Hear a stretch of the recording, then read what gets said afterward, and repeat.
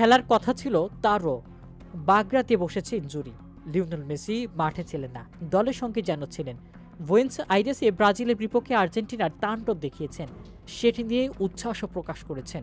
ইনস্টাগ্রামে দুটি স্টোরিতে আর্জেন্টিনার কিংবদন্তি দিয়েছেন বার্তাও। আজ সকালে বসেছিল বিশ্বকাপ বাছাইয়ের ম্যাচ। হয়েছিল এমন এক লড়াই যেখানে আর্জেন্টিনার শক্তিমত্তা আরেকবার দেখিয়েছে বিশ্বকে।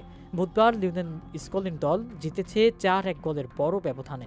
তাতেই দক্ষিণ আমেরিকান অঞ্চল থেকে প্রথম দল হিসেবে বিশ্বকাপও নিশ্চিত করেছে আর্জেন্টিনা। বড় হারে সমান ম্যাচে 21 পয়েন্ট নিয়ে এখনও শঙ্কার দোলাচলে 5 বারের বিশ্ব চ্যাম্পিয়ন ব্রাজিল।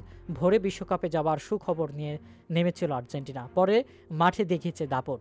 একটি করে গোল করেছেন জুলিয়ান আলভারেস, এনজো ফার্নান্দেজ, এলেন্দেস্কি, ম্যাক অ্যালিস্টার ও জুলিয়ান সিমিওনি। ব্রাজিলের হয়ে 1 গোল ফেরান মাথিয়াস কুনিয়া। 2014 সালের বিশ্বকাপের সেমিফাইনালে জার্মানির কাছে 7-1 গোলে বিধ্বস্ত হওয়ার পর প্রতিযোগিতামূলক ম্যাচে আজই প্রথম অন্তত 4 গোল হজম করল ব্রাজিল। এমন দাপুটে জয়ের পর সতীর্থদের উদ্দেশ্য যেন মেসি বললেন, দারুণ খেলেছ, কিপ ইট আপ। ইনজুরির জন্য বিশ্বকাপ বাছাইয়ের ম্যাচটিতে না থাকা মেসি ইনস্টাগ্রামে দুটি স্টোরি দিয়েছেন। একটি থেকে দেখা যায় ম্যাচের দর্শকরা উল্লাস করছেন, অন্যটিতে বুয়েনোস আইরেসের মনুমেন্টাল স্টেডিয়াম। ওই ছবিতে কয়েকটি ইমোজিও জুড়ে দিয়েছেন আর্জেন্টিনার এই সুপারস্টার।